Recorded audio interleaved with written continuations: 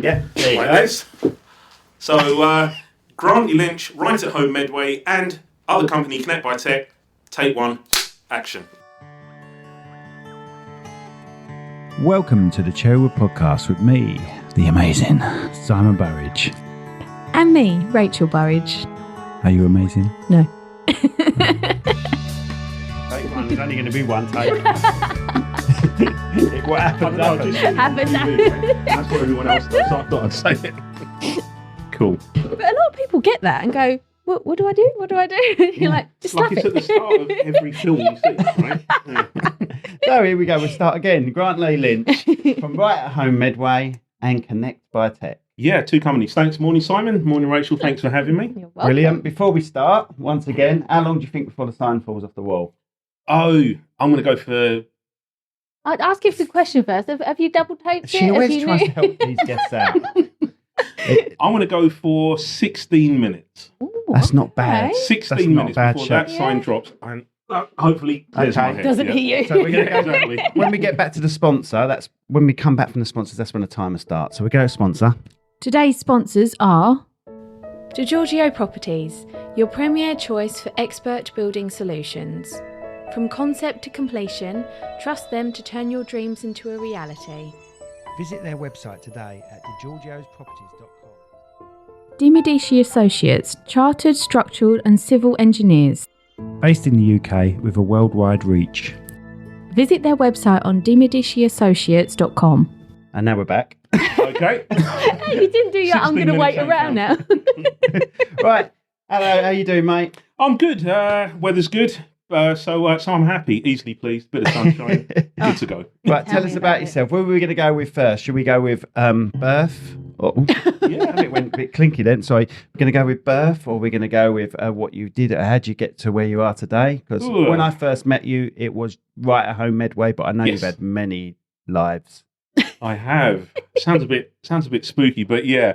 So if I start where I was born, I was born in southeast London. All right. I'm a Londoner officially, and after that, God, what did we do? We, mum and dad, we moved to Barbados for a while, which is where my dad's from, which was very nice. And en route there, we spent 6 months in Jamaica, also nice.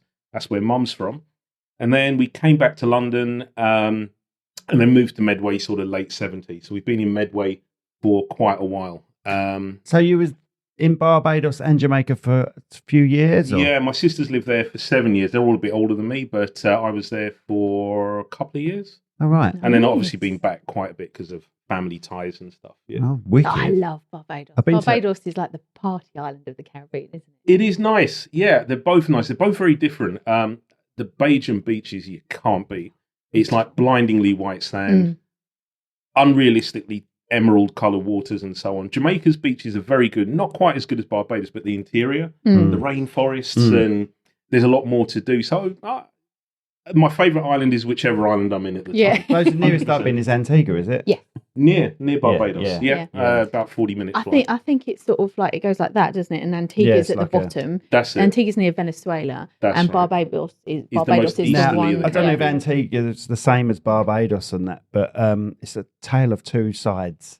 Really rough seas one side, Absolutely. really calm sea the other side. So you can't swim, or you're It's the not meant to swim on the east coast of coast, yeah. Barbados. Yeah. Yeah. It is. Right. It's savage. It's horrendous, yeah. It's When- beautiful on the other it's side, but the rocky. east coast is savage. When we Yeah. went there, it was just Seaweed. some seaweed had broken off from the ocean and Yeah. came in, and they were just taking lorry every time we opened up our curtains, they were taking lorry loads. it was of a seaweed really away. weird seaweed phenomenon. Yeah. And they said, this don't usually happen. I said, well, it's only happened because we're bloody here. Yeah. No, I love the Caribbean. Yeah, one of my favourite parts. Do you get out there a lot now, or? Yes and no, ish. So we try and go every few years. We're due to hopefully be back at the end of the year. We want our kids to understand where both of their Yes, absolutely. parents are from, and understand the culture and so on. Mm. But also, we try and balance that with seeing as much of the world as possible. So did they meet in England? Yes, they did. Right. Yeah, part of the Windrush generation. Oh, I was going to ask that. Yeah, typical Windrush. Dad came over. He was a trained mason, but then became an electrician here. And then mum was a nurse and then a midwife, which Wow. was a childhood dream. Mm. So And did they have that's any amazing. issues from a few years ago with the Wimrash? no, everything was done. If you knew my mum, she was like, no, correctly, do this on time, get it right first time. So all the paperwork was done way Right. back correctly. But there wasn't. Forgive me if I'm wrong, but it was about passports and stuff, wasn't it? Yeah, so I think there was a miss somewhere down the line, Yeah. and but no, thankfully my parents weren't part of that. Brilliant. So how did you start out? You went to school, obviously. Well, I think you did. Did I? It's Well, I debatable. felt like, yeah. Went to school. School was good. Enjoyed it. I somehow, don't know how, became the deputy head boy of my school. Oh, right, So I okay. must have paid the headmaster in sort of 50, in like Coke tops or bottle tops or something. But school sort of worked fairly hard. Got disillusioned around the middle, and then thought, oh, it's exam time, better knuckle down. Yeah. And then down the line went to uni, did computing science. So career, my passion work-wise, I always wanted to be a pilot. That was, if you said to me, what would I do for free? It would be fly planes and just let me do it for free. Just give me food and water and I'm good to go. Right. Everyone's got their one thing. Maybe an That's a aeroplane as well. That kind of comes in kind of handy. So I always wanted to be a pilot. So when I realised I was short-sighted, and back in the 80s, you either had 20/20 vision or you didn't Yeah. when it comes to being a pilot. I had to come up with something else. So I thought, I've been programming games, I've been playing computer games a lot. Let's try that. And I managed to destroy a hobby in 23 years. No, not really. I mean, had a wonderful 23-year career in IT. And I'm very grateful for Right. it. So you say you made Wow. games. Did you make games? I did as well, yeah, on my Commodore 64. So any computer game fans out there, you'll know how old I am. I'm the rival. I'm ZX Oh, you're ZX Spectrum. I'm just going to shuffle over this way, Rachel, right? No, not really. I had a mate who had a Commodore 64, but the insides was a ZX Spectrum. So it looked like a Commodore, and he'd be typing it out. That's a true techie. Did he build it himself? I don't know. I don't know how he got hold of it, but it was Wow. it was a Spectrum inside a Commodore body. On the outside. Yeah, so I wrote, my first game was that I completed, because I found I'd have been 12 when I was doing a lot of writing, 12, 13, code. And the joy was in getting bits of it to work. But doing a whole computer game Yeah. was very, very, kind of a little bit boring when I had to do it start to finish and do it properly. So I used to just get the magazines and copy the code. well, from that's how there. I learned coding, Right. like typing in other people's programs and changing it a bit. So I did a game. The first one was called Arena Ricky Goes Boxing, and that was a boxing game. Okay. And I had to finish that one because I used it for my GCSE Okay. computer studies. Love that. And then I did a game called Knight's Law. Never finished that. It was like a knight with a sword running around a castle, Right. trying to get bits of a pentacle. A typical kind of platform game of the 80s, right? What was it with the? What was that game? It was bird's eye view game. Manic Mind? No. No, Welcome Wizard. Babe. You know what I mean? Welcome Wizard. That sounds Wizard, vaguely sorcerer, elf, and and Valkyrie. Was it Druid? Oh, no, Druid? no, can't remember what it was called. And Gauntlet. Gauntlet. And wasn't it? sorry, and I played it, in the arcades as Gauntlet, well. yeah. I was terrible And as a kid. that was I reckon. Gauntlet, yeah. I reckon Gauntlet was one of the first ones where if you kept popping money in it, you come back to life.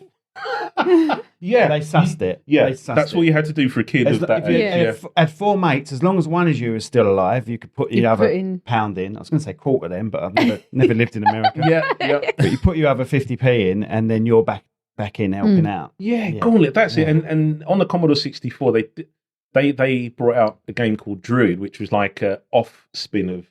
It was basically Gauntlet. Right. Yeah. And I had that as well. And so to answer your question, then I started off in IT, sort of as a techie. Systems administration on Unix systems was really what I did for much of my career, and then figured out actually if I want to go into business down the line, I better learn to manage staff and people. So stop playing with the techie stuff and start being a manager. So went through the management route. And the last role I had, so I was mainly in the financial services sector. So I worked for 3 or 4 investment banks, a hedge fund, and a stock exchange. So my last role was a global role, where that's why we lived in Frankfurt. All right. Okay. I was had a global role there, so I had Singapore, New York, and Frankfurt. Love Singapore. Yeah, So Singapore's hot, though. great. Yeah. So hot. It's so clean. It is. Everything Yeah. is correct. No chewing gum, no spitting, Yeah, nothing. All the things absolutely. that you see every day in Medway. Yeah. yeah. They just shoveled it all over to here. Yeah, Like, exactly. don't worry. This is what it looks like if you don't follow the Singaporean model. Yeah. So going back to all your gaming, would you actually revisit it now? You know, some of the old games that you used to do, would you go back and think, I wonder if I could do this and sort of just try and revisit Well, I it? know for a fact I still do. I know Come for on, a have you fact not he's done it on still YouTube? gaming. We were just talking about how we like Red Dead Redemption and Yeah. Grand Theft Auto. I love those Please ones. don't admit Love to those. anyone that I have Oh, played it's happened. that. Grand Theft Auto. Because my wife Red Dead hates. Redemption. She said, make sure the children don't see that. And my kids are 14 and 15. They've been on that. their friends will show. You know what I mean? And like my wife still says to me, can you play that at like midnight? Or like, just play it over there. Or Once go again- outside and play it. Once Yeah. again, we just got to go through Medway. Well, I wonder if it was based on it was literally based on There used to be a London version. Do you remember that? Did there? Yeah, London. really? There was a Grand Theft Auto London, Oh, and that was I on missed the first Sony PlayStation. Okay, I missed that. I missed There that was a London genre. version. Yeah. Small world. So would you ever go back to sort of making your own?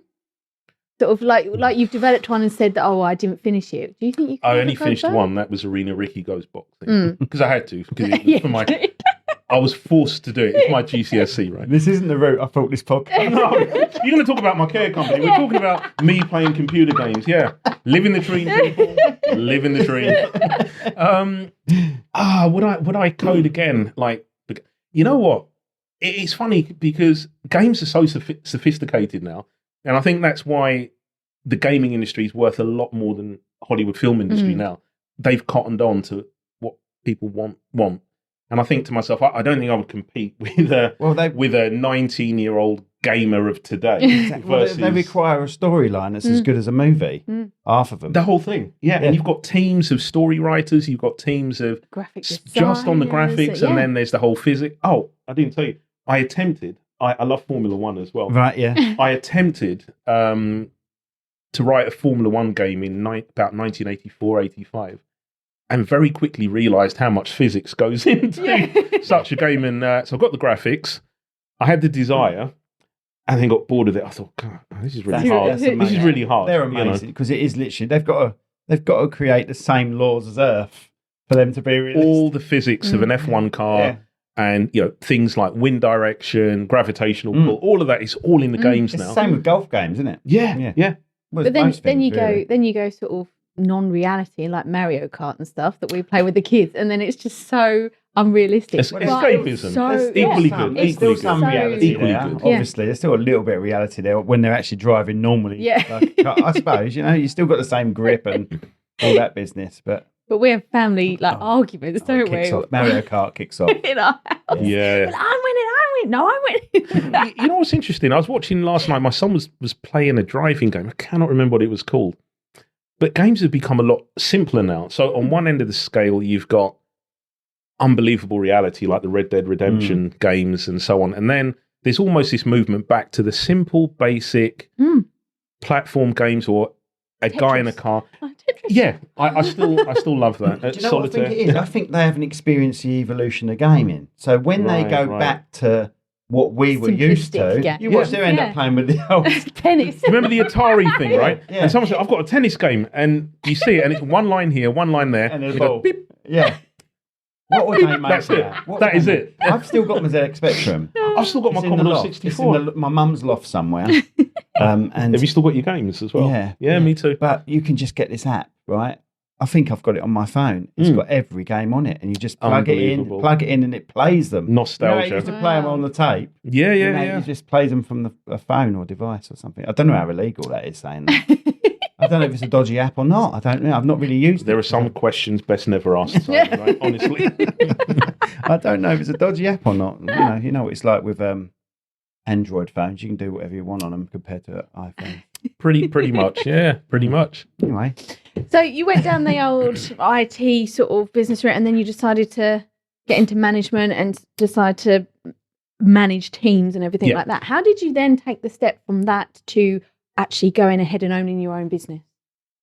What you're really asking me is, at what point did you experience your midlife crisis? That's what I'm hearing in that question, right? Yeah, gentleman of a certain age. Yeah, got it. So I didn't buy a Harley Davidson. I decided to jack in my IT career and start a care business. So I think if I'm really honest, I think I've always had a bit of an entrepreneurial flair deep down, and my mum was very sort of encouraging to get into business and go up the food chain as far as you can. So there was always that kind of subtle message. But I think my first real sort of attempt was in 2009. I designed something called a tidy bag, which was a glove that was turned into a little bag, and it was to help you tidy up after your dog, basically.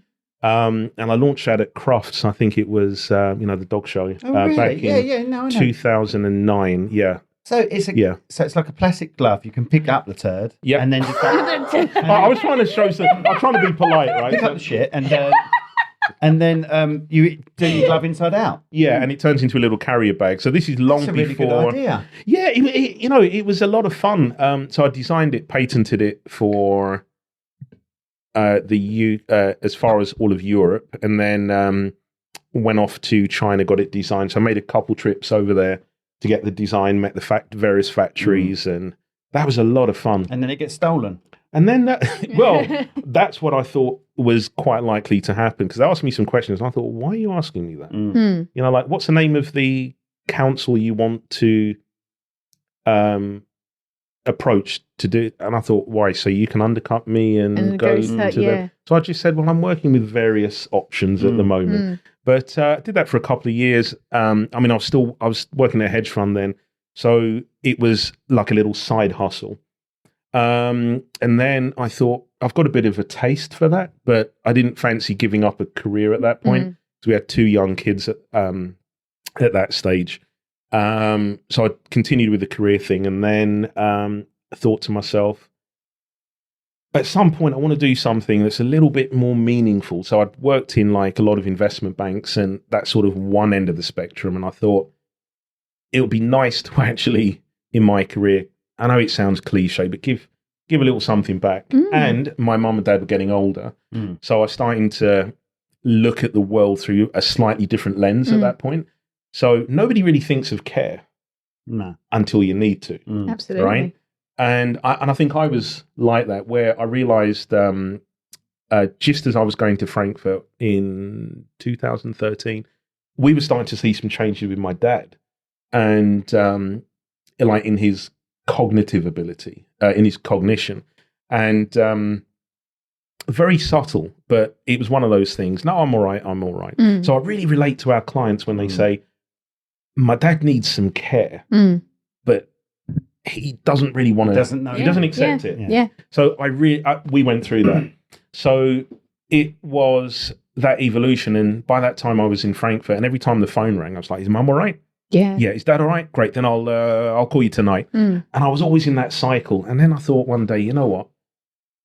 I don't want to get that phone call, and I'm all the way over here. So I started planning a bit of an exit strategy. And it was just, what am I going to do? I don't want to come back and be the guy that goes to London every day, doesn't really know the neighbours, which that was me. I was out early, back late. And one of the reasons I went to Frankfurt is I got to spend a lot of time with my kids, which I would have not been able to do that had I worked in London. So that was a great 5 years of just brilliant. And they're really laid back, surprisingly. I thought it would be very regimented. But Are you good with other languages? Aren't am I good with other languages? Is that where I'm supposed to speak in German? No, you don't have to. Just wondering. Could you get by? Would you have meetings in English and things like that? Right. So I wasn't fluent to answer that question, but I could get by with day-to-day living. So if going to the shops was dead easy, I understood I would say 2/3 of what my team were saying, but then they'd speak really quickly sometimes. And you and I'd say, ask them to slow down. But if I had to deal with a government agency or deal with, have a medical appointment, dental appointment, go to a hospital, I could do all of that in German. it sounded that's horrible. amazing. But, I used to think to myself, God, how bad this must sound. But Did you dream in German? no. All right, you've usually mastered it if you've dreamed. I definitely didn't master it. You know what? German is a funny language because the vocabulary is dead easy to learn. So, for example, the word dog is Hund, right? Spelled Hund. A bit like hound. So if you think of hound, Hund, dog, right? Easy. And then there's so a lot of the vocabulary is kind of like that. You can understand it. What I found quite difficult was the grammar. So they have concepts that we just don't have in English, like something called verb trend bearer. I won't bore anyone with what that is now on the podcast, but we don't have that concept in English. It's where they put the verb in position to take the first bit off of the word, put that right at the end. And so coming from English, that was little things like that was a hard concept. Yeah. Absolutely, because our daughter does it as well, and She's studying German. German, and she loves it, absolutely loves it. Because we said to her before she started at secondary school, they make you do a language. You've done a little bit of Spanish, you've done French. She said, "I'd love to do Spanish," and she got in there. She went, "Actually, I'm obsessed with German," and she's so good at German. Absolutely, it's an enjoyable language. I enjoyed it more than I thought I would, because I find it quite a harsh language. It's quite on the tongue, whereas Spanish is more poetic. And Italian is very, Italian lovely. is beautiful. But German can be quite harsh sometimes. They almost sound aggressive when they're being nice. Yeah, but it doesn't. It doesn't mean to be. Not at all. No. And so, like some of the stuff she's tried to teach us, and we're sitting there like, "Oh my god, that's amazing!" Yeah. I mean, our children weren't far off. They weren't quite fluent. My son was really good, and he got a lot of the pronunciation. So there's some pronunciations again that we just don't use in the English language. My son mastered those because he was so young when he went, and he didn't know he was learning it. Just picked it up. Whereas my daughter, being 20 months older, she learnt it in a rote fashion, like how I learnt it. You're learning it knowing the meaning behind it, where your kids are learning it just to learn how to communicate. They don't know the meaning behind the why they're saying it like that. But they drop in and out of English and German all the time, which and they watch things in German, so they pick up little phrases as well, and everything like that all goes in without them even knowing. If a kid goes to a German school, a kid goes to a school that's speaking a completely different language, he's either got to work out what they're saying, or he's just alone. And they learn pretty quickly. They learn quick. No filter. No filter. No, you can't. It was. I remember our son, after about 3 months, we were watching something on TV in German, and this little nursery rhyme came on. And my son hadn't spoken a word of German for about the first 3 months. And he just sang along with this tune with a perfect, what sound to me with my English ears, a virtually perfect sing-along to this nursery rhyme. I was like, wow. And then after that, he would just drop into German and drop into English, and we put our kids into an international bilingual school, so it was 50, half and half. 2 reasons. One is we always knew we were going to come back to the UK, if I'm perfectly honest. And the other reason was we wanted them to experience another language and a culture where you have to come out of your comfort zone. Because I actually had some opportunities in America, and I thought it's too close culturally to. I don't think they would benefit as much as, you don't speak a word of German, crack on. Go kids, go learn it, right? Yeah. Which is what we did. Brilliant. Excellent. Because our daughter, we were shocked when, I think we were down at the dockyard, or we were somewhere like that, somewhere historical, and we were listening to one of, like you go into these little videos and they play in different languages, and it was a German interpretation of it. And she was going, all right, okay. I said, do you understand that? She went, every word. I was like, that's amazing, Tilly, And that's the other thing. I found I could understand a lot more than I could speak. And I was a little bit embarrassed to speak sometimes because I thought, I don't want to sound like the village idiot, right? And like the basic. Yeah, literally. And but they wanted to speak in English all the time, especially when they realised I was from England. It's like, Grantley, so you're not American. It's really good to, they love it. Say this. And I'd say, okay, I'll say it for you. But 2 of my children live in Portugal with my ex-wife, and they've been there since 2-3 years old, 2 and 4. And my youngest, obviously, like you say, I used to pick them up from school in Portugal. They used to be rowing with each other in the school. As soon as they burst out the doors, the row will continue in English. And they didn't even batter an eyelid. That's what they did. Because they associate your face with speaking English. Exactly. Right? Then, that's what kids do. So my youngest kid, every time I went over there, he was like 12, 13, went over there. And we went into a shop and said, I need you to ask this person. So I think we was in like a cake shop or something. So we asked for certain cake. And he went up to the counter and he asked for it. And he was nervous because he's 12. Do you know what I mean? And they're finding themselves. And the woman smiled. And he said, I don't know why. She sort of laughed at me. He said, I thought I said that, but right. So she's smiling because you don't look Portuguese and you're fluent in Portuguese. Absolutely. And he just thought they were taking, laughing at him, Yeah, it's crazy. They pick up, they're like a sponge, and they knew Portuguese instantly. But I've always wanted to, like when you go in and get your nails done and they speak Chinese or Japanese or, that sort of language. I'd love to learn that and know what they're actually saying. There's a guy on Instagram, isn't there? There's an American guy. That'd be awesome. There's an American guy on Instagram does that. He purposely goes to get his nails done. And then speaking the local dialect or something. And then he just bursts in and starts talking to him in it. And they're like,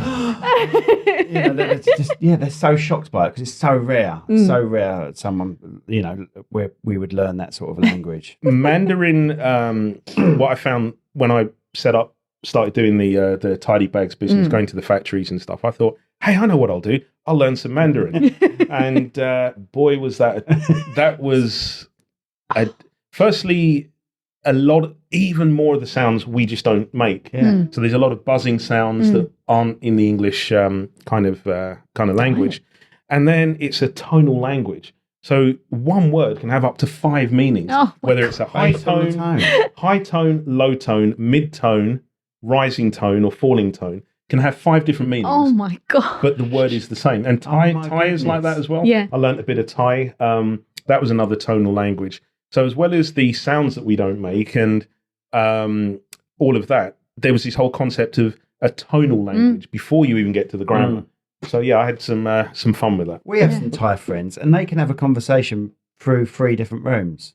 I don't know if it's because of the tone, but if we were to do it in English, we wouldn't understand words the other person was saying. But they talk in a way that they can't they? Yeah, they could be in the other room over there, have a conversation, and know exactly what they're doing. And I'm thinking it's got to be the tone they're using. It's a tonal language. It's carrying along. Thai, Mandarin, and some of the other kind of Far East and Southeast Asian. I've learned today. I didn't realise you could have one word with 5 different tones that mean completely different things. Yeah, I learned the hard way because I thought I'll go to Beijing and Ningbo and other places I went to in the mainland, and I'll have a few utterances. I thought, oh my gosh, this is the hardest language I've ever tried to learn in my life. Yeah. I bet, blimey. So where were we before we jumped? Sorry, we've gone all over the place. That's my bad. No, it's our fault. We kept asking you questions on languages and stuff. So Frankfurt, wasn't it? Yep. Yeah, a lot of fun. I loved it. It's a 5-year holiday. That's what we call that. Yeah. I mean, really, we did a lot of work, obviously. Yeah. Because the Germans do have a similar personality to us as well, don't they? Like a sense of humour and everything. You know what? Yeah. It's a funny thing. Sometimes they say, I'm not sure if the Germans have this sense of humour, and they do. They're very, they don't smile and they're very direct. My personal Can you just tilt it to what you drive me nuts? After 50 episodes, she still doesn't know how to talk into a microphone. Oh, bless you. Is that all right? Yeah, that's all right. That literally sounds like my wife and I in the office. Exactly like this. You want to see us when we're editing photos and video. We're so critical on each other. Oh, amazing. Sorry. Crikey, what were we? We're talking about the sense of humour of Germans. And honestly, me personally, I found the Germans absolutely lovely people, unbelievably helpful. They're just direct. So if I give you an example of, say, if we're at a dinner party, right, and I needed the salt, this is how an English person would do it. Rachel, jolly, terribly sorry to trouble you. If it's not too much bother, when you get a moment, would you mind just passing me the salt when you get round to it, if that's okay, right? In Germany, it would be just salt, please. Right? And it's not rude. It's the same place. But I like that. I kind of drifted into being more direct, and I found when I came back, you're like, Grant, what happened to you? You're quite abrupt. I think, am I? I'm so sorry. So something happened in those 5 years. Yeah, definitely. Brilliant. So you got back from Frankfurt. What happened then? Straight into Right at Home Medway? Yeah, so I'd been talking to Right at Home for about 2 years. before I started. So while you were... I did. It's part of the franchise. Oh, I didn't realise Right that. at Home Medway. I guess I thought, I'll do a franchise, and that's kind of like a turnkey business in a box. Yeah. No, it really wasn't. You still have to. It's a bit like having a business mentor. Okay. The mentor isn't going to do it for you. They just say, these are some things that can These work. are the guidelines. Choose amongst these things and put your own flair on it. So they were really helpful. I looked at several. I saw it out of the corner of my eye. It's gone. How did it do? You thought you did. I thought because I touched the microphone. So I reckon that's gone. Surely that's gone. That's past the 16 minutes. Yeah, I think so. Yeah. I lucked out. Got it wrong. But so I looked at various industries. I thought about something in IT, and I thought I've kind of done that to death, and I want to do something different. And I actually wanted to do something where, I know this sounds cliche, but every day when I'm done, I think, there's a whole bunch of people whose lives are that bit better because I decided to do X, Y, Z today. And I think when I look back, that's probably from my mum because she was a midwife, and I saw my mum save people's lives on the street a couple of times where people have passed out. Yeah. So my mum was probably my first hero, I would say. Yeah. So I was always going to do something like that. Didn't think the world needed a male midwife. So I thought I won't do that. And I thought the care industry kind of appeals to me. And I thought when I left the financial services sector, nothing can be as heavily regulated as the banks. Oh my good gosh. It is as bad. The regulation, or sometimes, I won't say over-regulation, the necessary regulation is as bad. So I've gone from the frying pan straight into the fire in terms of a lot of the regulation. Absolutely. But other than that, best move I ever did. Every day I get up, can't wait to get in. It gives you a sense of purpose, doesn't it? Can't wait to get in. And I don't mind staying late. And I don't mind doing things because it doesn't feel like work to me. I'm just doing things that I enjoy. I love speaking to families. Sometimes, people come to us in one of two scenarios. They're either coming to us, where they say, well, you know what, I think I've noticed some changes with mum. I live in Australia. Every time I come back, mum's declined a little bit. Can you help out? Just get one of your staff to maybe go around, a couple of times a week, make sure she's all right, make sure she takes her medication. And it's all nicely, all softly. Category 1. And then we've got category 2. Really, if I touch that again, right, I'm going to have to give you guys some money. I've done that about 99 times. I'll tell you what, I'll sit like, hang on, I'll just sit like this. Talk with your hands, that's fine. I'm a hand talker as well, hence why I didn't realise I was. And I realised I am touching that every couple of minutes. We started off, and then the other time people come to us is where they say, I can't take it anymore. Dad is waking me up at 2 o'clock, 3 o'clock, 4 o'clock, 5 o'clock, ringing me on the hour, every hour. Can you help? And then we parachute it. I'm doing it with my hands again. You're clear now. You're clear. You've got this space now. This is my safe space. That's your dance space. Yeah, exactly. And then we have to sort of parachute in. Both are equally enjoyable, but if we can start off early, it's always better, always always easier. But sometimes we have to parachute in, or the other time we have to parachute into a situation is where, hospitals are under a lot of pressure to discharge people quickly because they don't want to have the bed blocking issue. Yep. So the reality on the ground for that is sometimes people are discharged a little bit prematurely, and then we get a phone call. Dad's just been discharged. Can you help?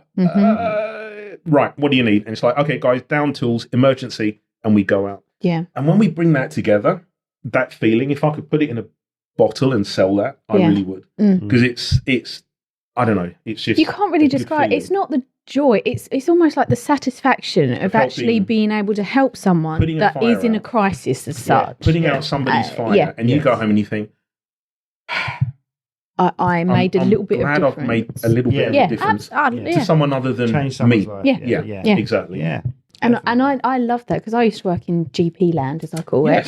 And it was that if you could just make that one person, old, young, whoever it was, if you made that one person smile and have a good experience at a GP surgery, that made my day. You know, all the 20 phone calls that you get of people swearing at you, you put those to the side and you grow your onion layers, I call it. Yeah, your layers. And you grow your onion layers. But if you made that one difference and that one person left smiling and said, thank you so much for all your help, that made the difference. And that was the sort of the positivity that came out of it. And you it's actually like thought, not an adrenaline, like an endorphin rush, right? Absolutely. Yeah, definitely. Absolutely. So for people that don't really know too much about Right at Home Medway, sure, give them your minute. Right, I'm Grantley Lynch from Right at Home Medway. You can have in a minute if you want. So basically what we do in a nutshell is we provide care in the home for adults 18 years of age or over. Obviously, a lot of what we do is with the elderly. So we're looking after people living with dementia, and we don't say suffering with, we say living with, because we're all about positivity and trying to give people as much of the best out of the rest of their life safely as is possible. So a lot of what we do, our language is intentionally tempered. But in terms of what we do, we provide medication assistance. We can provide meal assistance. We can even move somebody in and do 24-hour live-in care as well. We've got, I think, about 4 of those clients on the go at the moment, 4 or 5. 24 hours, 7 days a week? Yeah. It's really, that's a bit of a specialist area. We do quite a bit of that. And interestingly, and this came out of COVID where this really boomed, we do companionship as well. Right. So, that's a good idea. I tell you why it's really boomed is because we don't live in the families that were prevalent when we were kids. Now somebody will live up north, somebody will live overseas, and so on and so on. So quite often, as their parents age, they have got nobody nearby. They've got family, but they're overseas. So quite often the daughter or the son might say, can you go with mum, say, once a week to get her hair done and maybe go for a coffee? So we can do that. So we pay people to have a chat. So if you'd like to work for Right at Home, give us a call. For the 24-hour thing, I'm happy to donate rage. You're not the first person that said something similar. In fact, we've had a lot of ladies come and say, I'll come and do living so I can get away from him, But so that's in a nutshell what we do in our care company. We are a private company, so clients come to us privately predominantly, but we also work with hospitals, GP surgeries. A lot of people know what we do. You can check us out. We're very humbled and fortunate that we're at the top of pretty much most measures. So if you go onto homecare.co.uk, we're number 1 right across Medway. If you look at our CQC rating, I believe we're the highest rated care provider as well in Medway. So is that what makes you stand out from the others then?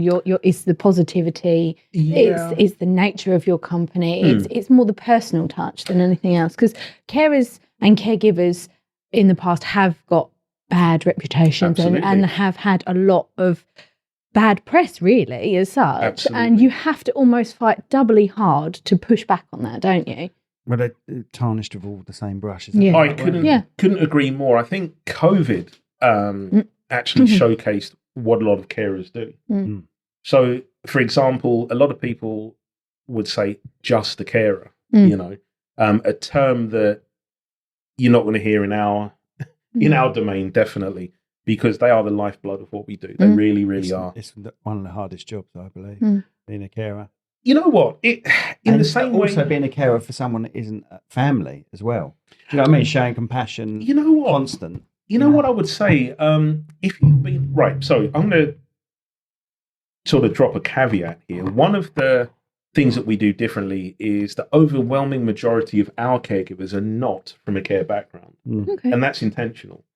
So we've seen how a lot of companies treat their caregivers. So sometimes when they come to us, they've been at 3-4 care companies, and it's almost like they see us like the Antichrist. You're the office. I'll work with you, but don't come near me. And I think, well, no, we go out drinking with our staff. Not that we're alcoholics, but we go out socializing, with our staff. We do social events. We've had barbecues. We do Christmas events. We give out presents at Christmas. We try and send out birthday cards, at the very least a message to WhatsApp groups and so on and so forth, and try and bring them into the fold. And, I don't use the term, you work for us. No, you work with us.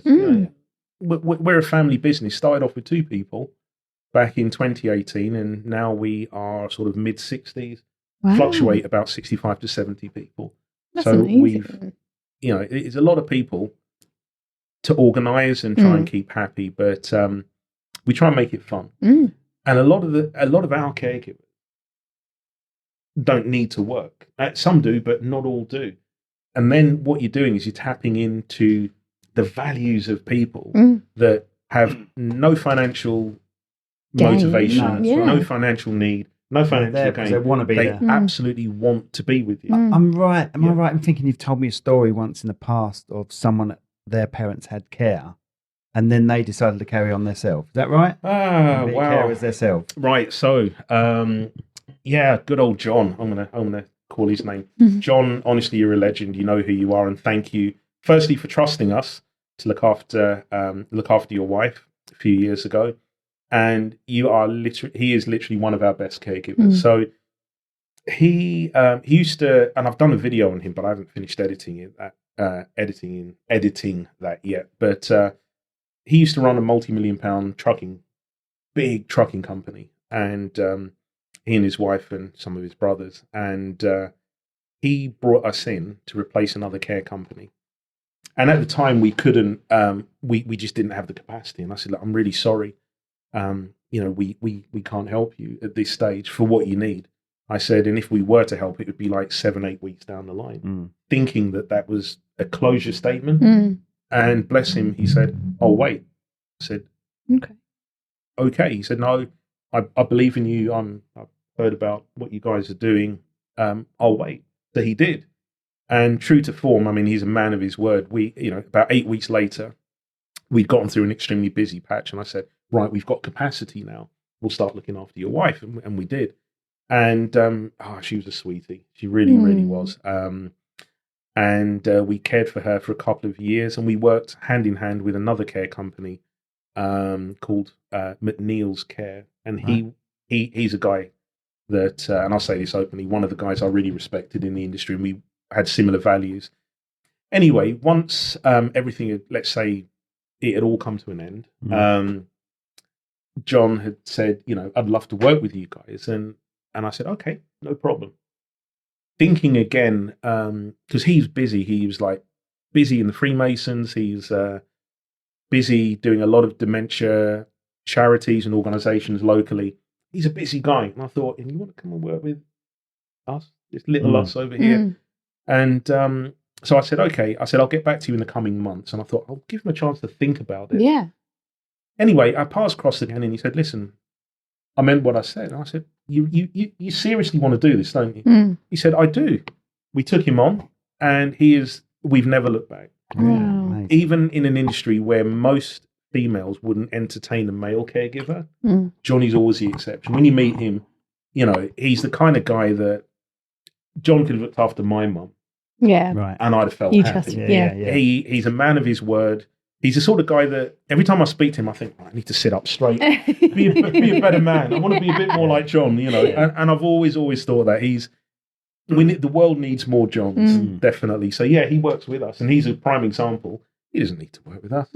He chooses to work with us, and that comes through when he does his work. And we've got quite a few caregivers, thankfully, that are in that sort of position where they've chosen to work with us. Go on then. I was sorry. I was like, I've got a question.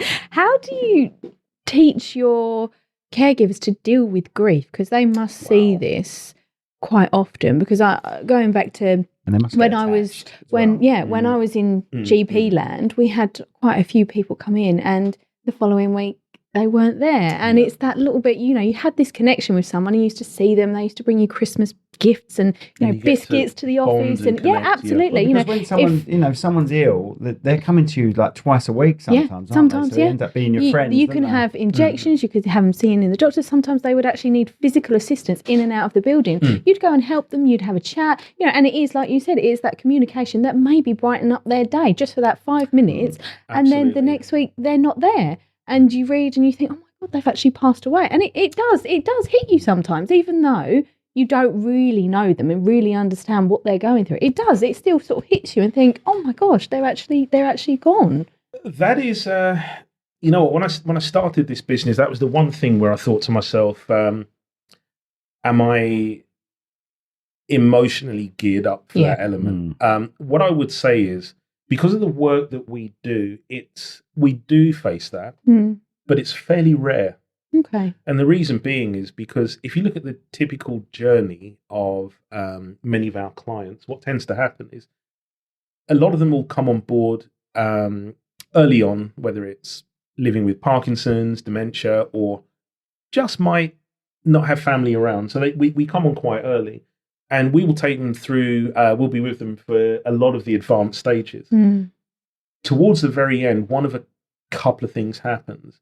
Either they up their care, and it might be we move a living caregiver in, right, or it might be they go into a care home towards the end, so we don't. Or like palliative care. We do palliative or care. Hospice. Or it could be that they go to a hospice or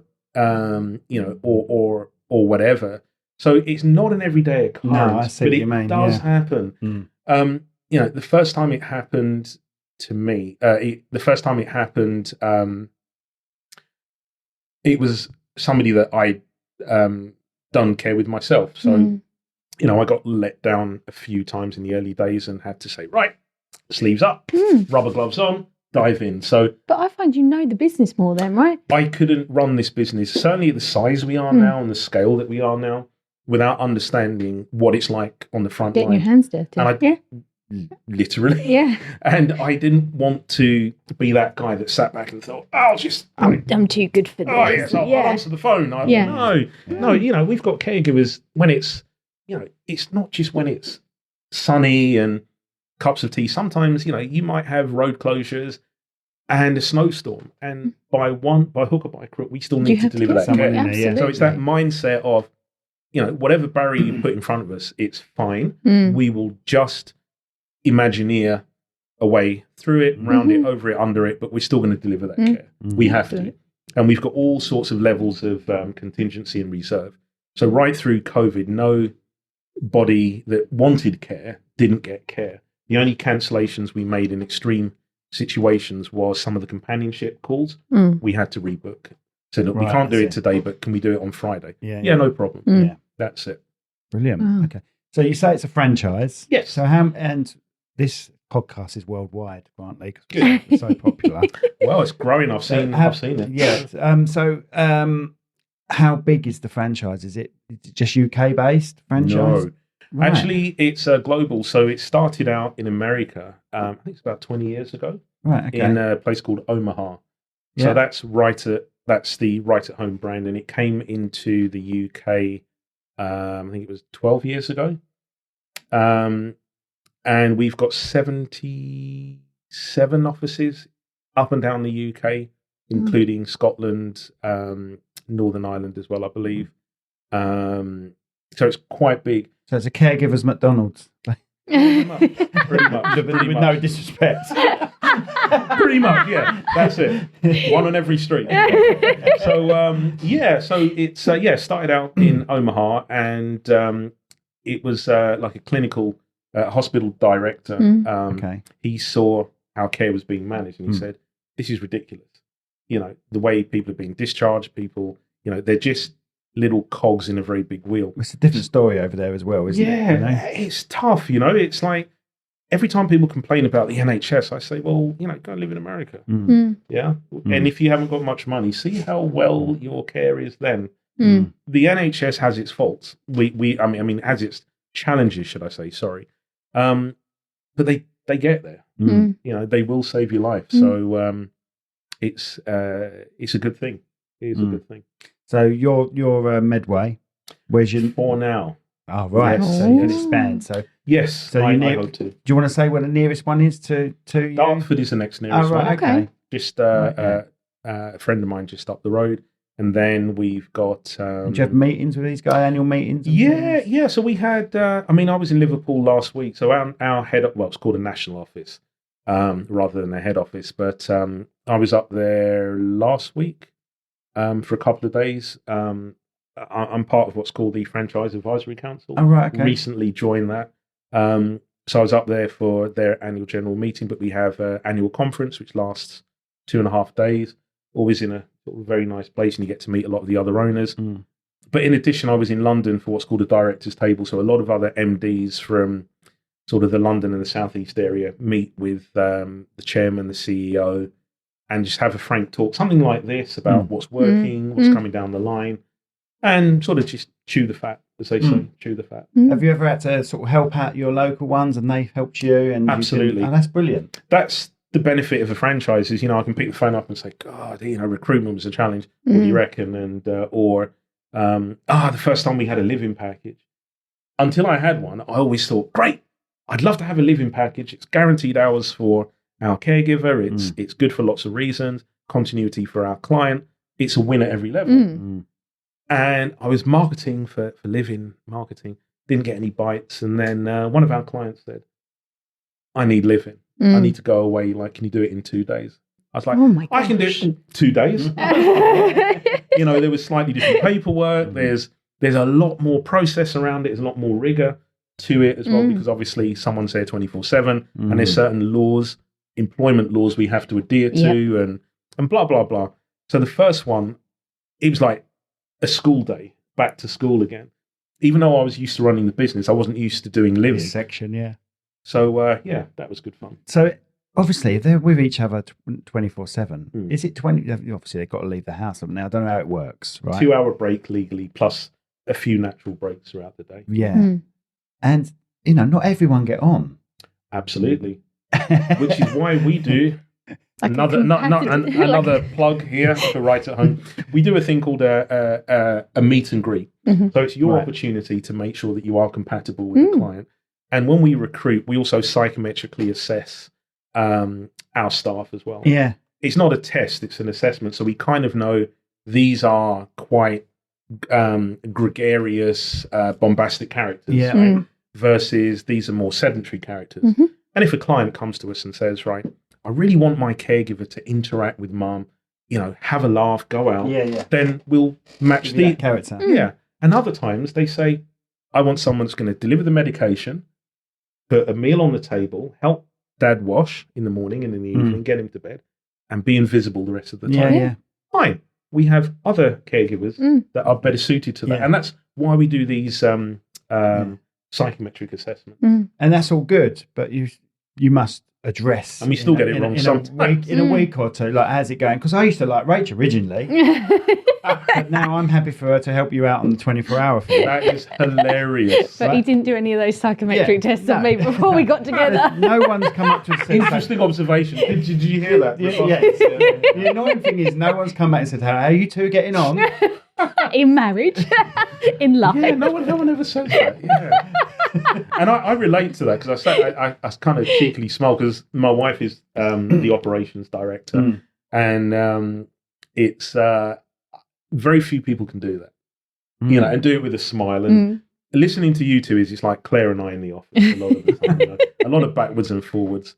And banter, and I have a bit of a dry sense of humour as well. So, as do the team. So there's a lot of backwards and forwards. You got to. Yeah, and that's kind of how we do it. That's the only way. I mean, you must have a strong foundation to be able to work with each other and live with each other and be with each other the whole time. And socialise. Yeah, you have to have that foundation. Yeah. I mean, I think working together in business, it's a brand new level. So you know how to socialise, you know how to date.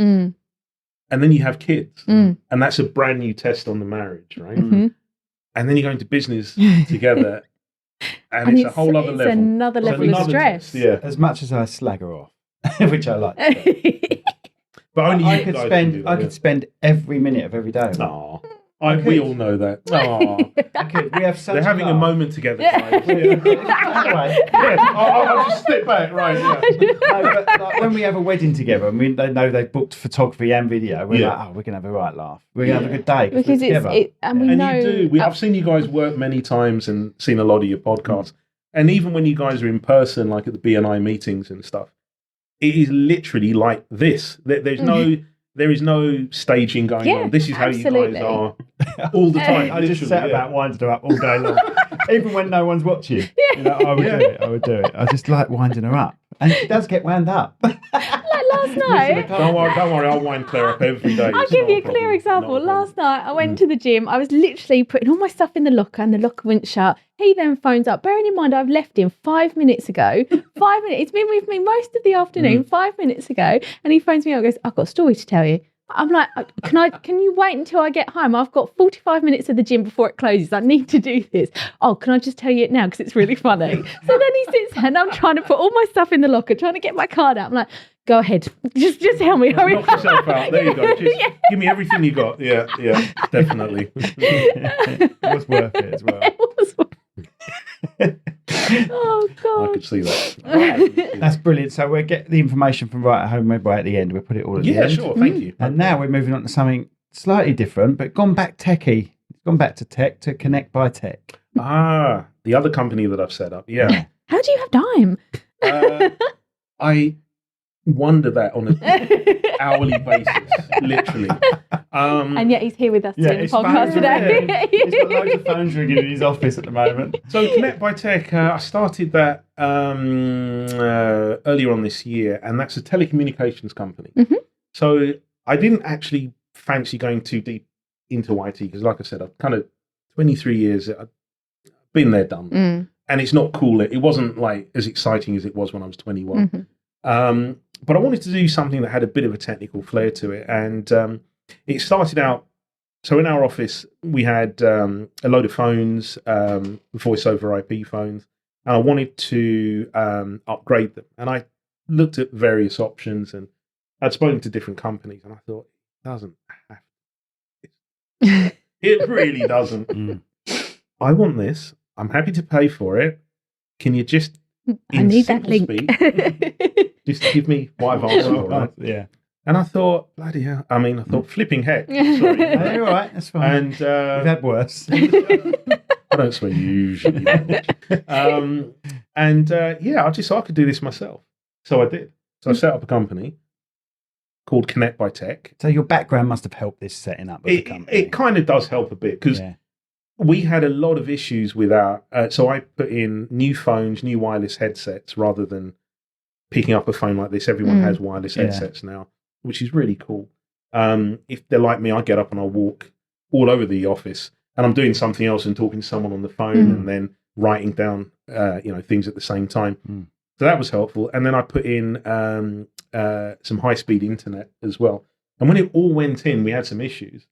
And I was working with the engineers and the techies to fix it. And I think having an IT background was helpful. And I thought, I think I might be onto something here because I actually do understand a lot of the networking talk and how networking issues work and how to get around it. And when we put the new phones in, we had some configuration issues. And I thought, oh, so that happens if we don't do what you told us to do the first time.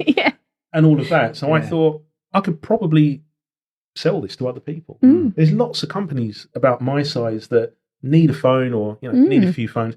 By the way, plug number 2, if you need a business telephone, give us a call. All right. It's not just that, is it? You do, like you say, internet, telephones, it was something else. So we do business.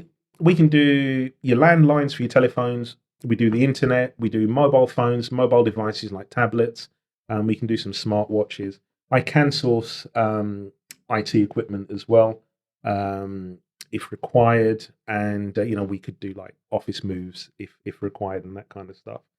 And we also do energy as well. That's gas and electric. Yes. So I use company 1 to help company 2 and it brings the cost down. And I thought, I can do this for other people. And that's really where that came. It was a bit of frustration. I mean, I had a good telecoms company. They were good, but when I looked at others, sometimes I got frustrated and, generally busy a lot of the time. Sometimes I just need a straight answer. Yeah. A few things challenge me more than not getting a straight answer for something, I think the worst thing is, especially when it comes to internet, is you're paying for this really fast broadband, but yet it's still going through a 30-year-old telephone line Copper cable before at it the end. gets to your home. Mm-hmm. Even if this copper cable is 12 inches long, it's slowed down. It doesn't matter how fast everything is. It can go at whatever speed, and it gets to your front door and it goes snail pace. Yeah. And that was what we had in our office. So I ripped out all of that and I brought fibre right into the building. And what you say, a game changer. And you say you can get that sorted out for people's homes as well, can't you? Is that right? Oh, right. I thought you said that to me. Yeah. So for the homes, in all honesty, we can, is a simple answer. I would say there's other companies that can be a little bit more competitive than us for internet to homes. When it's internet into a commercial, we can normally beat most people. Okay, right. Okay. But with the phones, getting office phones or your mobiles and so on, we can normally do it cheaper and give you more features for less money. So yours is usually. Yours is a business related thing. Business to business usually, but we can do home. I'll be my 15-year-old daughter decided she needs an iPhone. I mean, they don't ask for much, but either of our children, they rarely ask us for things, so we always try and accommodate where we can. And I was thinking, why do you need an iPhone? Talk Daddy through this, So we're still thinking about that. Tell her she's got to come up with a sales pitch. Yes. and then you'll decide at the end.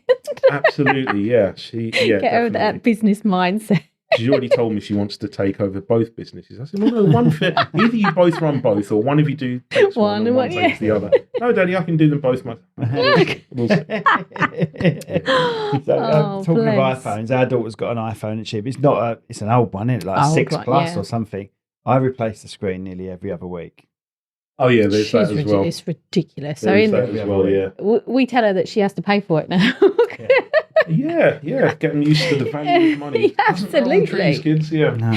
Absolutely. Right. But it's more for her because obviously she has to get the bus to school and we just need to know that she's safe, that she's able to, and any time that she needs to just even FaceTime us just to talk to us, we know she's got the accessibility to do that. And you can't have the technology. Well, our view on that was we understand some of the downsides of technology and having a mobile phone, but boy, as a parent, it gives you peace of mind. Absolutely. Yeah. I mean, we told her we're going to have the app, the tracker app. Absolutely. Just in case anything goes wrong. Daddy knows where to go, Mummy knows where to send. And she was absolutely fine with that, wasn't she? Yeah, and then we had a look at her just to make sure, because we didn't hear from her. She normally texts us to say, got to school fine, at school. And one day we didn't. So we had to look at this app and we looked down and you can see where she was going. And it was literally like this.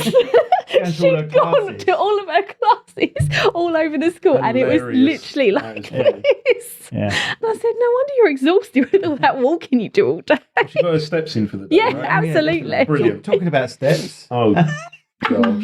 You're going there, aren't you? Take a sip. I'm going there.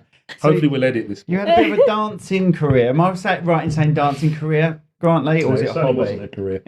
No, bless her. So my mum decided the best way to avoid me wandering the streets, basically wandering the mean streets of Medway, was to put me into just about every conceivable club known to man, woman, or child. Right, so let's stop a bit. You said Medway. Do you mean South London, or was you still young in Medway? Both. So I came down to Medway. I can't remember how old I was. It's been, I don't know, late 70s. I was about 5, I think. Oh, right. Okay. I've been down here a long, long time. Right. Okay. I didn't know that for some reason. We didn't cover that. But go on. I'm happy now. We covered that out there. Done it again. You can't take me anywhere. Literally, I'll sit in my arms folded all the time. It's like a drum He's used to it. He's used to it. Don't worry. Oh, dear. People are still listening. I don't know why, because there's just loads of banging going on. So I did also, I was very fortunate. I was in the air training corps. That was probably the best thing I did as a kid. I did all sorts of let's just say I did lots of things, played some musical instruments, and did What dancing. Excuse me. Moving on. What did you used to play? I did the cornet. I did the trumpet. Yeah. Did the piano. Yeah. And then later on did the drums as well. Oh, right. Brilliant. But that was as an adult. Your mum did not want you in the house, did she? So have you got a drum kit? I've got an artificial drum kit, not Have a real you? one yet at home. We got a full band in B&I then. Oh no! I'd love to have pursued that, but it's just the time, you know. Oh, right, yeah. And then as an adult, another hobby was like flying. So because I couldn't become a pilot, I had to do something. So I got my private pilot's license for autogyros, and I had one up at Rochester Airport Right, for yeah. a couple of years. Yeah, Yeah. that was great fun. So you haven't flown for a while? No, I sold the aircraft when we moved to Frankfurt because the UK have their own regulations for the Okay. aircraft. And the same aircraft in Germany has like a different center of gravity and some lights in the different positions, and some things are slightly different. And I'd have to chop it up to make it Germany worthy. And then when I was to come back to the UK, no one would touch it because I'd have a modified. I was going to say a naughty word there, but let's just say a modified aircraft, which would then be worthless. Yep. So I just sold it, got market value, and So what's an autogyro? Is that one where the propeller goes round? yeah. So if you It imagine just the spins. helicopter, That's the wing, isn't it? It's that weird. becomes the wing. Yeah, but It's not actually propelled. It's not powered by that. No, What it's it is, really weird. so a helicopter, it does propel the what's called the rotor, Yeah. and that disc becomes your wing. Mm. All right. With an autogyro, it's free flowing, and you I've seen have them the at engine. Rochester. I've seen them. at Yeah, Rochester, it was amazing. So, I would like take off, and if the wind, it doesn't hover really, but you can hover if the wind is correct. So on a really windy day, I could point her into the wind like this and just hover. Oh my Unbelievable. God. Or you could take off and do a really tight turn and fly straight It's back down amazing. the runway. Oh. And I used to love just flying down the coast. So take off at Rochester, fly down the coast, go over to the Isle of, fly over like St. Mary's Island, and then over the Isle of Sheppey, fly around it. And you see all the people out on their boats, they'll wave at you, and I'd do like a tight turn and make a lot of noise, and sort of, yeah, I can do stuff too. And they go around in circles, we can do stuff too. And then it's like, okay, see ya, I'm off. And then go down and come back via, say, Leeds Castle, or fly That's to cool. another airfield, have a bacon sandwich, which is mandatory. And, So what other airfields would you land at? Is there a Headcorn? number of them in Kent that you can choose? yeah, I would fly to Essex. Headcorn? I've flown to Headcorn. Yeah. Headcorn was the most horrible runway It's tiny. because it was so bumpy. Yeah. Right. Because they do Grass. a lot of parachute jumps from there. The aircrafts have these big jumbo tires, and it just destroys the runway. Right. So in my little auto gyro, I remember landing was fine. It was a really bumpy landing one time, and I went in, signed in, had something to eat. I thought, right, time to go now. I'm going to go down to Lyd, which is like a very small, but it is an international airport. Like the runway was like this big, and my plane is like this, which is all good fun. But taking off at Lyd, I got all this stick vibration. So I'm trying to take off, and I'm thinking, Something's wrong. I'm keeping my hand on the throttle here and covering the brakes in case of anything. Stick back, so you get the airflow in an autogyro. And the stick was going all over the place. And I thought, oh my gosh, how am I going to get out of here? I live miles away from Headcorn, right? I need to get home. And I just couldn't get any speed. And I'm running out of runway. And we have, I can't remember the term, but say if the runway is, 100 meters, you have there's a point of no return. Yes. You have to make a decision. You either commit to the takeoff or you abort the takeoff. Yeah.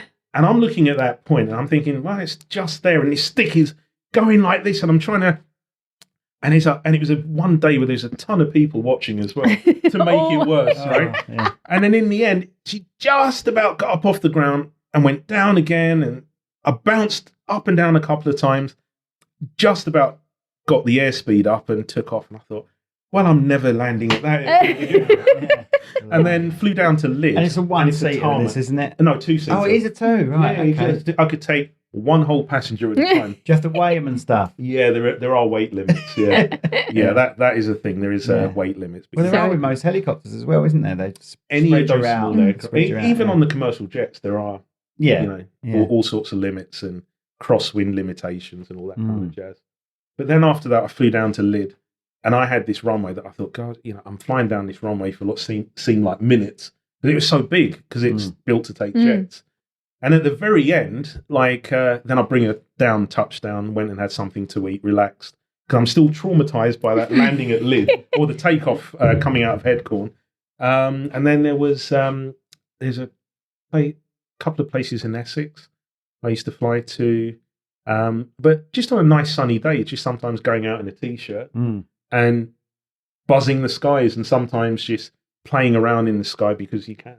That was amazing. Wicked. That was If I get it's more a time thing now. But as my kids get a bit older, I might do that or take up fishing again. Because I did an advert once. Your friend, wasn't it? Grantley, it's hilarious. He was filming at Rochester Airport, and his friend. You were actually working with your friend, weren't you? And they said they needed an advert or they needed something promotional or something like that. The flip planes that are there, they've all got G Flip written on them. I think I've heard of them. Yeah, there's about 4 or 5 different ones, isn't there? And so he phoned me out. Clive, I can't remember his surname. Okay. And Worthing or something like that. And I was at work, and he said, "Right, I know you've got half a day, you know. I need you." And I was like, "Why do you need me? Do you need camera equipment or something?" He went, No. They want you to pretend to be a student. And I went, okay. I went, "I've just eaten, so please tell me I'm not going to go upside." No, you won't go upside down. You're just going to be. This is Simon saying it's going to be all right. Yeah, this is about 5 years ago. So I said, okay, as long as I'm just a student and they're going to teach me how to fly a plane, absolutely fine. Amazing. I get there, I sit in and they go, right, we're just going to go there, and then we're going to do some aerobatics. We've got another crew and another plane filming it. So I'm filming it from down below. God, love that. I'm getting takeoff and landing. If it happens again, give me a call. Anyway, they were turning the engine off on I literally had plummeting, turning it back. Doing all that. I think we had 3 moves. We had like the barrel roll, we had the loop. Amazing. And then it was this one. He said, right, this is a bit scary. And he went, he told me what we were going to do. And I went, oh my God, you're going to turn the engine off on me? He went, yes. And he said there was a focal point. So again, we went down to the Isle of Sheppey and came back. And I think it was the 249. We had to focus on the 249 and we went up and then he went like that and he went, I'm turning the engine off. And you literally fall just to the floor. And my hair in the video just went, and on that one, I had to close my eyes. The others I opened my eyes. On that one, I just Amazing. Love that. I was at the end, I was like, oh, thanks for that, Simon. No, it's brilliant. It was really good. Aerobatics are really cool. I had to go and film at Detlin, didn't I? I had to be on the hill. Was you still in the plane? No, I was helping you. We made him do the same acrobatics and we pretended you was in that plane with the same acrobatics. That's what it was. Yeah, I remember that. It's a while back. Nice. But that was really fun. I loved that. Okay, brilliant. Anything else you want to cover, mate? Or have you embarrassed yourself? I've thoroughly embarrassed myself and... You never really hit the dancing. You managed to swipe. He did. He went dancing and then... Swerve. And I thought, I've got away with it. I have to talk about that. Everyone wants to see the dance, or hear about the dance, or even see it. You know what? When I was... How old was I? I think I was about 17. This isn't another swerve, by the way.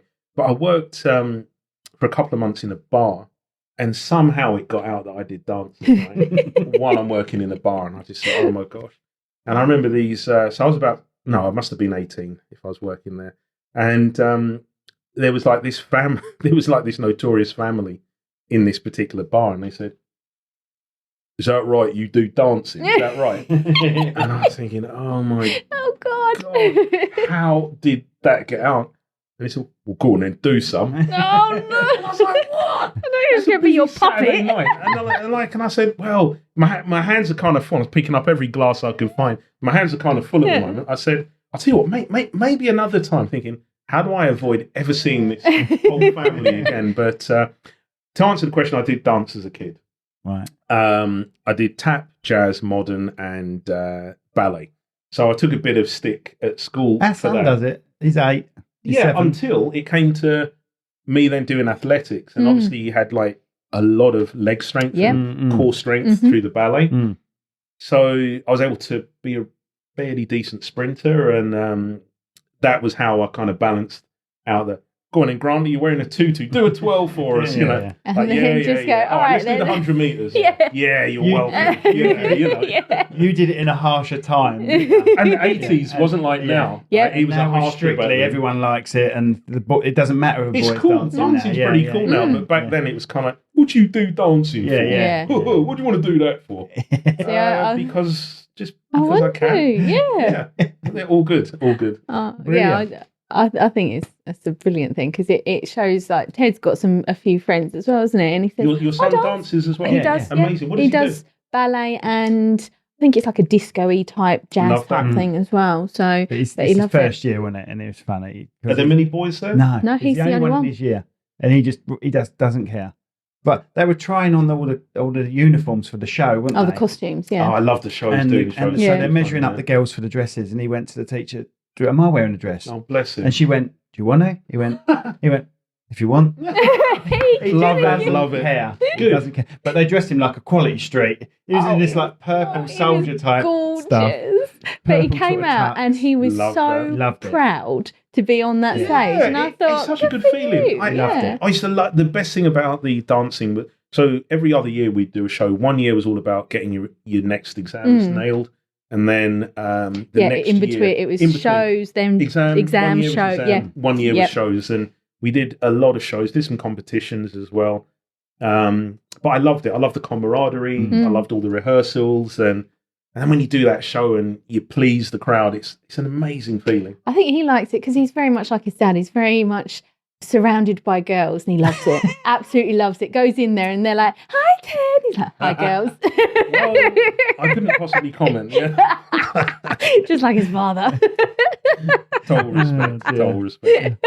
Right. It's been brilliant having you on. It's been an absolute blast. It's a pleasure. It's just like another day at a B&I meeting. It didn't feel like a podcast. So Good. Good. No problem at all. Tell everyone your details. Yes. If you or one of your loved ones would like to have some care or even some companionship, our company's Right at Home Medway. Our number is 01634 979 000. So that's 01634 979 000. If you have any telecommunications needs, business phones, mobile phones, tablets, anything like that, anything to do with tech, give me a call. That's 01634 again, 565 565. And that company is Connect by Tech. Thank you. Brilliant. Thank you so thanks much. for coming on, mate. Pleasure. Coming on. Good to see you. Awesome. Thank you so much. Thanks, Rachel. Thanks, Simon. No worries. And we'll see Pleasure. you again on Monday. Thank you very much. Bye.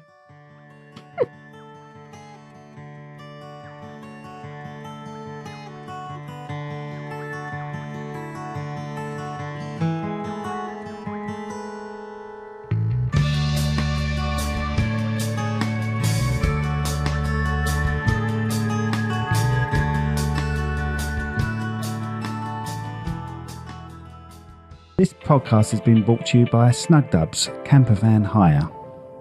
Roam the world, park anywhere. That's snugdubs.co.uk. This podcast was brought to you today by Austin's Eatery on Station Road, Strood. Try the Viking Challenge.